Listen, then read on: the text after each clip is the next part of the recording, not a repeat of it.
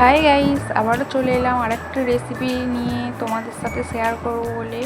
তো আমি আজকে ইলিশ ভাপা বানাবো। তো প্রথমে ইলিশ মাছ ভালো করে ধুয়ে সর্ষে, পোস্ত, কাঁচা সর্ষের তেল, লবণ, হলুদ দিয়ে ভালো করে ম্যারিনেট করে রেখে দিয়েছিলাম। তারপর একটা কৌটোয় সব দিয়ে ওপর দিয়ে লঙ্কা দিয়ে খাঁটি সর্ষের তেল দিয়ে দেবো। তারপর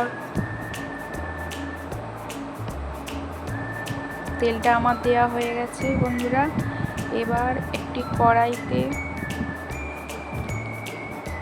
স্ট্যান্ডটা দিয়ে দিচ্ছি, জল আছে কড়াইতে, আমি সামান্য আরও একটু জল অ্যাড করব। তো তোমরা দেখতেই পাচ্ছ আমি আরেকটু জল দিয়ে দিলাম। স্ট্যান্ডটা আমি উল্টো করে নিয়েছিলাম কারণ ডুবছিল না জলেতে।